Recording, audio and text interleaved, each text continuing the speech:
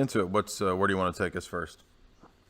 Yeah, we could start with the donation of Constantine. It's a really well-known forgery. I mean, that and the Pseudo-Isidorian decretals, but I think it did. This is pretty important and worth noting.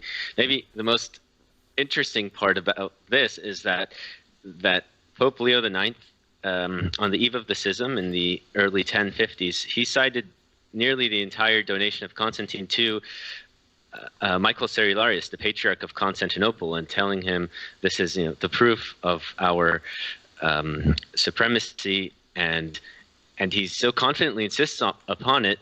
And more than that, he says we don't appeal to fables, old wife stories, and it's as if he was utterly ignorant that this is inauthentic. And so it's pretty significant that this was cited right on the eve of the schism and twice by Pope Leo IX to justify that schism. Mm-hmm. Yeah. Along with claims that the Greeks removed the filioque from the creed. I mean, the document excommunicating the Orthodox in 1054 says that the Orthodox removed the filioque from the creed, and that's not historically accurate because it was never in there to begin with. Right. But they didn't seem to. Yeah, and there you have even New Advent. I've got New Advent on the screen. You can see that Catholic Encyclopedia, is yes, this is a forged document, but we're pointing out here that this has been used as a justification, in particular here in the situation of the schism itself.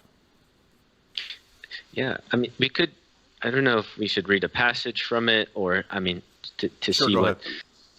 Yeah, well, so in this it reads, as the blessed Peter is seen to have been constituted vicar of the Son of God on the earth, so the pontiffs, who are the representatives of that same chief of the apostles, should obtain from us in our empire the power of a supremacy greater than the clemency of our earthly imperial serenity, etc. And saying that the chief of the apostles and his vicars are our constant intercessors with God. This is from the donation of Constantine, and it was cited by no less than 10 popes, at least. I found a few more. I found about 13 popes who either cited it directly or made like an incidental reference to it. Okay, that's a good point there, because a Catholic was, this is just some anomaly. So what? There was a forgery. Well, no, this is if it's cited by 13 different popes, then that's more relevant. And by the way, in that citation that you have in your notes that you sent me, it goes on to talk about that the supremacy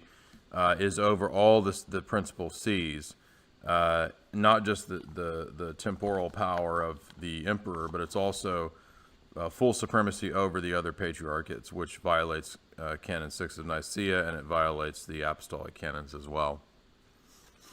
Yes. And it is interesting that this is, I mean, in the Catholic Encyclopedia itself, I mean, they admit a lot of things. It is fairly impartial on some of these important points. They admit that the first time a pope officially cited the donation, it was in 1054 on the eve of the schism. Mm-hmm. It was Pope Leo IX who cited it in the most bold fashion. Others just made a more smaller references to it. But he cites 2 full pages in Latin. Wow. Yeah. What's very interesting is that it doesn't cite Matthew 16:18. If today there was this question, it would be the Pope will send Matthew 16:18, appeal to evidence from Scripture, but that's very late. If you look at the schism, there were 3 grounds for it. The fact that the Greeks supposedly removed the filioque from the creed, which is a factual historical error. It didn't happen. It was added. The fact that Greek priests could be married men, which today the Vatican admits that historically they changed it, and they accepted through the unions, and the use of leavened bread. So there are 3 reasons. All of them are wrong, and there is, by virtue of one authority, the donation of Constantine, which is also wrong. So if you look at this and think okay, there was this united church before schism, and if you look at who's on the wrong side of the schism, it's Rome, because Rome initiated it on wrong grounds with a wrong authority, and today they admit it. Right. And that's why we'll see that many forgeries are pertaining to the authority of the Pope, the authority of Peter, and and the filioque. Because that's Exactly. the original sin of the church. Exactly. Because they This need is to a great prove point. that they were right about the filioque to justify schism, because they're in the wrong Yeah. in terms of this schism. So the forgeries were necessary to justify their actions, and that's crucial to understand. You might say, well, these are just historical accidents and anomalies. No, no, no. It was necessary to do this to justify the actions of the schism and to justify, oh, well, you removed the filioque from the creed. I mean, who is so stupid as to think that the filioque was removed from the creed? This is utterly ridiculous. Yeah, I like how the Orthodox encyclical of 1895, it says that the Latins condemned themselves by their own ignorance. Yes. I like the phrasing of that, because they condemn those who mess with the creed, then they're condemning themselves by their ignorance. Yeah, if you're condemned for changing the creed, then you're condemning yourself, because we didn't change the creed. And I think everybody should know this by now. This is utterly ridiculous. Okay, so there's more here in your notes on the donation. Is there anything else you want to touch on there? Yeah, I guess I should quote from the Catholic Encyclopedia on the donation, where it says, they affirm that this document is without doubt a forgery, fabricated somewhere between the years 750 and 850, and that it was generally considered authentic until the 15th century. That it was exposed by the treatise of Lorenzo Valla in 1440, which is said to have proved the forgery with certainty.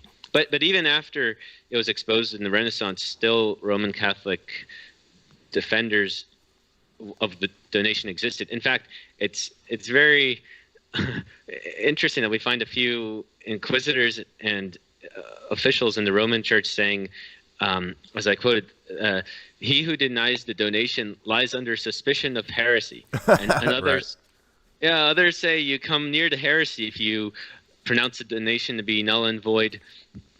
And it seems it finally was abandoned at the end of the 16th century after Baronius, the Roman historian, admitted that it was a forgery. But and I like what Dollinger says about it. I mean, maybe in my book I do make extensive quotations. So I don't know how that might work in a live feed, but I think might as well read this paragraph of Dollinger. That's fine. If you're okay. Go ahead. Yeah. Yeah. So he says, on the other hand, Nicholas Tudeschi, who was considered by his contemporaries as the greatest of all canonists, declares that he who denies the donation lies under suspicion of heresy. Cardinal Parisius and the Spanish bishop Arnold Albertinus declare the same. Whosoever pronounces the donation to be null and void, says the latter, comes very near to heresy. But whosoever maintains that it never took place at all is in a still worse case. Antonius Rosellus and Ludwig Gomez are of the same opinion, and Cardinal Hieronymus Albano declares this much at least, that there exist shameless persons who refuse to submit to the unity of the fathers respecting the donation. According to the expression of Petrus Ignaeus, to the Tota Academia Canonistarum et Legistarum, the whole academy of canonists and legislators, with the whole host of theologians to boot. But after Cardinal Baronius had once for all confessed the unauthenticity of the donation, all these voices, which had shortly before been so numerous and so loud, became dumb. So that's what Dollinger says. He had been a Roman Catholic for 50 years. A professor for 50 years, a Roman Catholic for 80 years, and then he rejected the Vatican Council. And Dollinger actually is one of the foremost scholars in terms of the forgery. So I have a book here. It's called The Papacy, Its Origins in the Middle Ages, and its continuation. And so it's 600 pages, 350 of them are just references where he shows forgeries. I recommend that book. Yeah, I've read it. It's really good. So he's just exposing, and he says that there is a systemic problem of forgeries. That he supposes there was even a full department of the Vatican that was dedicated to forging stuff. Oh, wow. So something interesting about the donation of Constantine is that it was still quoted by some Roman Catholic even after there was general admission that they were wrong, especially Alphonsus Liguri. So what you know about him. So So allegory so is a so so the doctor of the church who justifies lying and who obsesses on the way that everyone is going to be punished in hell. He still cites these as these forged documents, even after it was admitted pretty much by everybody. Yeah, Ligori does. I mean, I know at least the pseudo Isidorian decretals. I'm not sure about the donation. Oh, okay. But yeah, for the pseudo Isidorian for sure. He admits it in his own writings.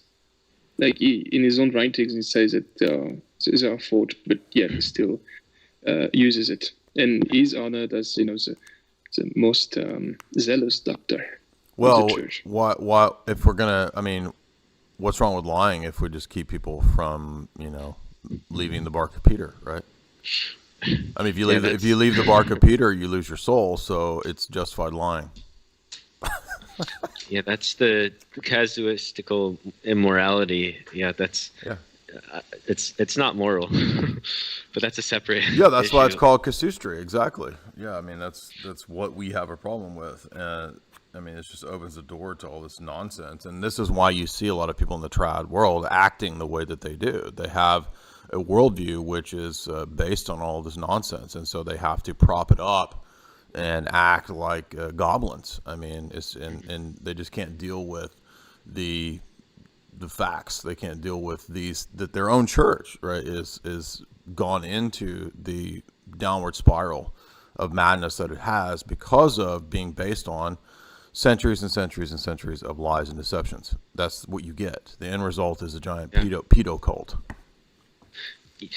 Yeah, it's really crazy to see how much forgeries were used. I mean, yeah, it's startling. I mean, I had a lot of sympathy for the traditionalist Roman Catholics. That's what got me interested in this, like coming across some of these online saying, okay, if you're not Roman Catholic, then you're not saved. So it's absolutely necessary you become Roman Catholic. And well, this is an important subject affecting each of us, the question of our salvation. So I personally felt I wanted to, follow up. Sometimes maybe, one thing I really would insist upon always is verify references. Whenever you come across some kind of citation or quote mine, as Sneck mentioned, a lot of these quote mines, if you look at the citations, sometimes you'll find it's inauthentic. Sometimes you'll find it's misquoted. Yeah. I gave some examples we could talk about later tonight. Yeah, Right. I'm just going to make a small rant about quote mines and stuff. Oftentimes you will find, a Catholic apologetics website, just rows of, 20 quotes. Right. And, you've demonstrated with me last time that sometimes you can have legitimate quotes that are quoted, out of context, that are quoted in a way that doesn't prove Roman supremacy, that prove, primacy and honor. Saints are quoted without, their life. For example, how can Augustine be a papist if he presided over a council that says that you cannot appeal to Rome? And so that's one problem. But when you go, sometimes you will find some quotes, that more contentious. And if you look, they're usually listed, in quote mines on Roman Apologetic website. If you look at the quote actually brings you to a book. The book will bring you to the PG and the PL, which are, Patrologia Greca, Patrologia Latina, the big volumes of patristics. And when you go in there, and actually one of my mentor, Jean, apostatized from the SSPX just by looking at this, because when you go in there, you'll see that the text itself admits that there were modifications. Sometimes you will have footnotes where it says, this text was modified to fit the Roman doctrine. You will have variations. So sometimes you will have an Orthodox variation in the footnotes. Sometimes you will have the Orthodox variation, but the Catholic website will still quote the footnote that is an alternate Catholic version, very papist. Sometimes you will have the Greg saying two words, and the two words will be translated into Latin into two paragraphs. I've seen that. One about the Filioque, one about the primacy of Peter. So just looking at this text is already a big problem. Like you see that the texts themselves, they admit it's a mess. They admit Yeah, it's there messy. were It's messy, modifications. right? And a lot of the normie tier pop apologists don't even care about this. There's no concern for this. If you're reading, Stephen Ray or Dave Armstrong or these kind of guys, you're just going to get these books that basically just do the quote mine. Oh, look, here's 20 quotes. So therefore, Catholic Answer shows you that, Patrick Madrid, all these guys do the exact same thing. Mark Shea, it's just a copy paste model from Yeah. websites, and then like Snake says, when you actually go and look at the quotes, it's more. There's more to it than that. There's variations on this, and these guys don't ever even touch on the famous long list of forgeries. So you want to move on to the next one, the pseudo-Isidorian I decretals? just had one more thing to say about Yeah. the quote craze. Sometimes the website will even willfully stop a quote, and actually the Demon Brothers do this. So they will list the apostles, and they will just end everything after Peter. Yeah, right. So the bishops are important. They would stop everything after the Pope. And Lying by omission. Yeah. yeah, sometimes you will have willful mistranslations. Sometimes they will add added notes and so on. But sometimes you still find one in a million. You will find one quote that still looks papal. And then if you go to the manuscript, and if you could pull up this picture of the manuscript, sometimes you will find you will have to go to the manuscript, and in the manuscript you will see that there are blatant things that were added. Right. So, for example, here's an example. I don't know if you have it on screen, but of Saint Gregory the Great, and in his dialogues, so Book 2, Chapter 38, you can see that there was et filio added. So, in the manuscript itself, someone came after and added a mention, of procession by the Father and the Son. The Son was added. I don't know if you can pull up the picture. I don't see it. I would if I had it. I don't have this. I'm on two different computers, so one of them is logged into Skype and the other one isn't. So I don't have the. If you send if you send an image to me on Discord, I can put that up. Yeah, sure. I'll do this right now. Okay. Go ahead. So even if you go to the manuscript, you'll see that there are still forgeries, and it's still it's still a huge problem. So that's why we shouldn't give in to the quote mine. If you actually take your time, you will find that there will be layers of errors, and not everybody has the time to read the entire shaft set. You read it, and reading the entire shaft set, you understand it a little bit better. That was just my rant about quote mines. Don't take them for granted. Ask for the sources. Look at the sources. People will just quote them without even thinking. Yes. Yeah. So I'm pulling these images up here, and I'm going to put this on the screen for us here. And so this is from one of Gregory's dialogues, and you can see that this has been added here. So yeah, that's from the original manuscript. You have the filio, just justifies the filioque. It's just written up there in the in the margins. Yeah, sometimes it's even more blatant. Sometimes you will see that a different ink was used. You can see the difference in coloration. You have different ink, different time period, different writings. Sometimes you will even see different writing styles because it evolves. So yeah. So I've got it on the screen. You can see that it's added up there. So from the Roman mindset, the Sefer, he taught filioque. There it is, right there, and you can clearly see that someone has added that there at some point. Yeah, but people will not go to the manuscripts. They won't even go to the books that quote the PGs. They will, of course, never go to the PG and PL. So they don't do the work. It's based on ignorance, and that's a big problem. People who just quote mine, and it's not scholarly. It's not decent. But and it's oftentimes not honest. But we've already demonstrated with Ligurianism and so on that if you can lie by admission, if you can be generally dishonest, that still bring people to Rome, it's not a big deal.